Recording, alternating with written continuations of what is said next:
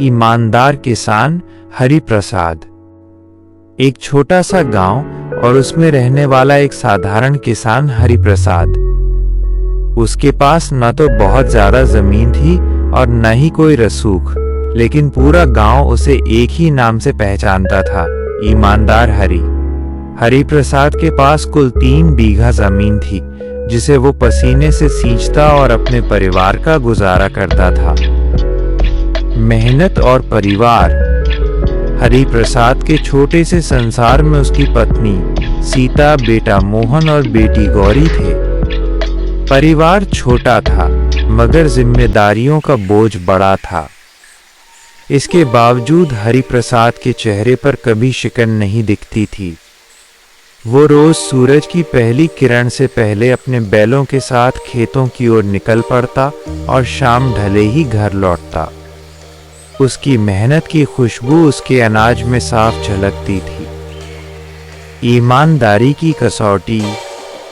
गांव के किसान जब अपनी फसल लेकर मंडी जाते तो वहां अक्सर चालाकी का खेल चलता था। कभी व्यापारी तौल में हेराफेरी करते तो कभी किसान भी ज्यादा मुनाफे के लालच में अनाज में मिलावट कर देते या गलत तौल का साथ देते। लेकिन हरि प्रसाद का तराजू हमेशा न्याय की गवाही देता था। एक दिन मंडी के एक चतुर व्यापारी ने उसे धीरे से फुसफुसाते हुए कहा, हरि प्रसाद, इस बार तौल में थोड़ा हेर फेर कर देते हैं। तुझे भी 4 पैसे ज्यादा मिलेंगे और मेरा भी फायदा होगा। किसी को क्या पता चलेगा? हरि प्रसाद ने बड़ी विनम्रता लेकिन दृढ़ता के साथ सिर हिलाकर मना कर दिया और कहा, सेठ जी, गलत तौल से पेट तो भरा जा सकता है, मगर अपनी आत्मा को जवाब देना मुश्किल हो जाएगा। व्यापारी उस पर हंसते हुए बोला, तेरी इसी ईमानदारी ने तुझे आज तक गरीब बना रखा है, वरना आज तेरे पास भी पक्का मकान होता। हरि प्रसाद बस मुस्कुरा दिया। उसके पास उस व्यापारी की बातों का कोई जवाब नहीं था, क्योंकि उसकी संतुष्टि उसके स्वाभिमान में थी। कठिन समय की शुरुआत। समय का चक्र घूमा और गांव पर मुसीबत के बादल छा गए। उस साल मानसून ने धोखा दे दिया। आसमान से आग बरस रही थी और जमीन प्यास से फटने लगी थी। हरि प्रसाद की 3 बीघा जमीन, जो उसके परिवार का आधार थी, अब धीरे धीरे सूखने लगी। कुएं का जलस्तर नीचे गिर गया और खेतों में खड़ी फसल मुरझाने लगी।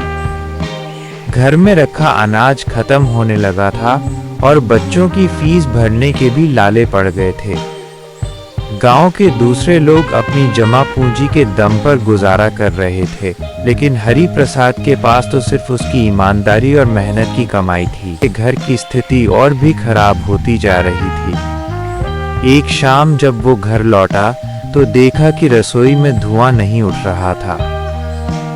सीता ने बताया कि घर में अनाज का आखिरी दाना भी खत्म हो चुका है। मोहन और गौरी, जो कभी अपनी जरूरतों के लिए जिद नहीं करते थे, आज भूख से उदास बैठे थे। हरि प्रसाद का दिल पसीज गया।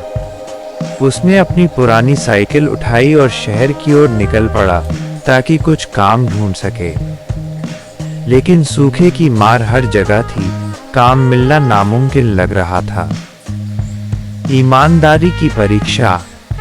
शहर के एक बड़े अनाज गोदाम पर काम ढूंढते हुए हरि प्रसाद की मुलाकात उसी व्यापारी से हुई, जिसने उसे मंडी में धोखा देने की सलाह दी थी।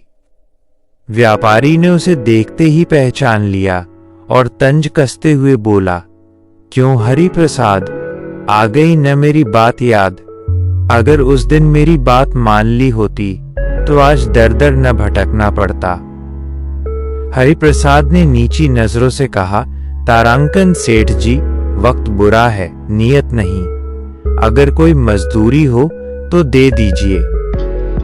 व्यापारी ने उसे अपने गोदाम में बोरियां गिनने और हिसाब रखने का काम दे दिया। काम करते समय शाम को हरि प्रसाद को एक कोने में गिरा हुआ एक रेशमी बटुआ मिला। जब उसने उसे खोलकर देखा तो उसमें सोने की 2 अंगूठियां और ढेर सारे पैसे थे। वो फैसला जिसने तकदीर बदल दी। एक पल के लिए हरि प्रसाद के मन में विचार आया, तारांकन, अगर ये पैसे मैं रख लूं तो बच्चों की पढ़ाई पूरी हो जाएगी, घर में अनाज आ जाएगा और शायद एक नया बैल भी खरीद सकूं। वैसे भी सेठ ने मुझे बहुत ताने दिए हैं। मगर अगले ही पल उसकी अंतरात्मा ने उसे झकझोर दिया। उसे अपने पिता की बात याद आई, बेटा, हराम की कमाई कभी फलीभूत नहीं होती। वो सीधा सेठ के पास गया और वो बटुआ उनके सामने रख दिया। सेठ हैरान रह गया। उस बटुए में उसकी बेटी की शादी के लिए बनवाई गई अंगूठियां थीं, जो गलती से गिर गई थीं। सेठ को यकीन नहीं हुआ कि इतनी गरीबी में भी कोई इंसान इतना ईमानदार हो सकता है। ईमानदारी का फल। सेठ की आंखों में आंसू आ गए।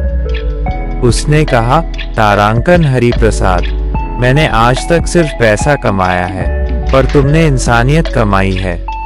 मुझे माफ कर दो, मैंने तुम्हारी ईमानदारी का मजाक उड़ाया था। सेठ ने न केवल हरिप्रसाद को उन पैसों में से एक बड़ा हिस्सा इनाम के तौर पर देना चाहा, बल्कि उसे अपने गोदाम का मुख्य मैनेजर बना दिया। उसने हरिप्रसाद के बच्चों की पढ़ाई का खर्च उठाने की भी जिम्मेदारी ली। जब हरिप्रसाद राशन और नए कपड़े लेकर घर पहुंचा तो उसके बच्चों के चेहरे खिल उठे। सूखा तो एक दिन खत्म हो गया, लेकिन हरिप्रसाद की ईमानदारी की कहानी पूरे गांव के लिए एक मिसाल बन गई। अब गांव का हर बच्चा गर्व से कहता, बनो तो हरिप्रसाद जैसा। सीख। ईमानदारी का रास्ता कठिन जरूर हो सकता है, लेकिन उसकी मंजिल हमेशा सुखद और सम्मानजनक होती है।